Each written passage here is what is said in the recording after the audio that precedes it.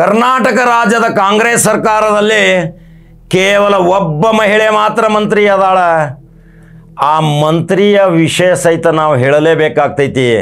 ಯಾಕಂದ್ರೆ ಸ್ವತಃ ಅವರ ಸೆವೆನ್ ಕ್ವಾರ್ಟರ್ಸ್ಗೆ ಮತ್ತು ಅವರ ವಿಧಾನಸಭೆಯ 3ನೇ ಮಹಡಿಯಲ್ಲಿ ಇರುವಂಥ ಕಚೇರಿಗೆ ಭೇಟಿ ಕೊಟ್ಟಾಗ ಎಷ್ಟು ವಿನಯದಿಂದ ಎಲ್ಲರನ್ನ ಜನತಾ ದರ್ಶನ ಮಾಡ್ತಾಳ ಯವ್ವ.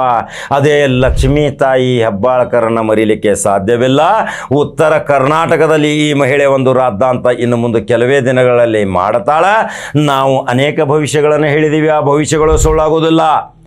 ಈ ಲಕ್ಷ್ಮೀ ಹೆಬ್ಬಾಳ್ಕರ್ಗೆ ನಾವು ಹೇಳಿದ್ದೀವಿ ಮಮತಾ ದೀದಿ, ಜಯಲಲಿತಾ ಅಂತ ಹೇಳಿದ್ವಿ, ಮುಫ್ತಿ ಮೊಹಮ್ಮದ್ ಸಯ್ಯದ್ ಅಂತ ಹೇಳಿದ್ವಿ. ಅನೇಕ ಮಹಾನ್ ಮುಖ್ಯಮಂತ್ರಿಯ ಮಹಿಳೆಯರು ಆಳಿದ್ದು ಕರ್ನಾಟಕ ಅಲ್ಲ, ಭಾರತದಲ್ಲಿ. ಅವರ ಹೆಸರುಗಳನ್ನು ಹೇಳಿದ್ವಿ ನಾವು. ಸ್ವತಃ ಲಕ್ಷ್ಮೀ ಹೆಬ್ಬಾಳ್ಕರನ್ನು ಭೇಟಿಯಾದಾಗ ಅಲ್ಲಿ ಅನೇಕ ಜನರು ಹೇಳಿದರು, ತಕ್ಷಣ ಕರೀತಾರ್ರಿ, ತಕ್ಷಣ ಆದೇಶ ಮಾಡ್ತಾರ, ಪರಿಶೀಲನೆ ಮಾಡಿ ಅವರದು ಸೂಕ್ತ ಕ್ರಮ ತೆಗೆದುಕೊಳ್ಳುವಂತೆ ಸಂಬಂಧಪಟ್ಟ ಅಧಿಕಾರಿಗಳಿಗೆ ಆದೇಶ ಮಾಡ್ತಾಳ. ಲಕ್ಷ್ಮೀ ಹೆಬ್ಬಾಳ್ಕರ್ ಬಗ್ಗೆ ಟೀಕೆ ಮಾಡೋರು ಭಾಳ ಅದಾರ, ಟಿಪ್ಪಣಿ ಕೊಡೋರು ಭಾಳ ಅದಾರ. ಆದರೆ ಅವರ ಒಳ್ಳೆ ಕೆಲಸ ಮಾಡೋದು ಯಾಕೆ ಮರಿತೀರಿ? ಒಳ್ಳೆಯ ಕೆಲಸ ಮಾಡೋದನ್ನು ಬಹಿರಂಗಪಡಿಸಬೇಕು, ಅದು ಸತ್ಯದ ಚಾನಲ್. ಯಾಕಂದರೆ ಆ ಚಂದ್ರರಾಜ್ ಹಟ್ಟಿಹೊಳಿ MLC ಆ ಹುಡುಗ ಮರ್ನಾಲ್ ಹೆಬ್ಬಾಳ್ಕರ್ ಸೋತರು ಸಹಿತ ನಿರಂತರ ಸಂಪರ್ಕ ಇಟ್ಕೊಂಡಾನ ಬೆಳಗಾವಿ ಜಿಲ್ಲೆಯಲ್ಲಿ.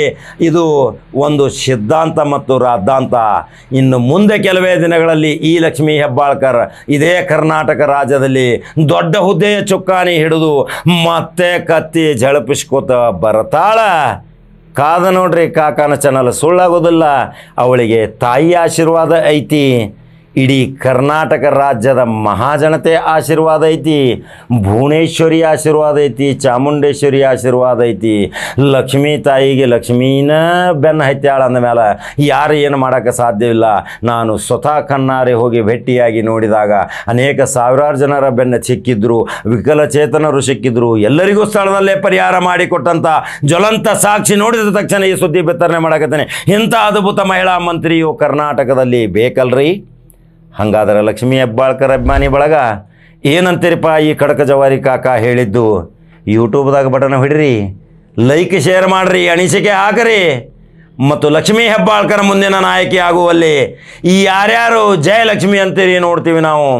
ಹಾಗಾದ್ರೆ ಮತ್ತೊಂದು ಖಡಕ ಜವಾರಿ ಸುದ್ದಿಯೊಂಗ ಬರ್ತೀವಿ. ನಮಸ್ಕಾರ.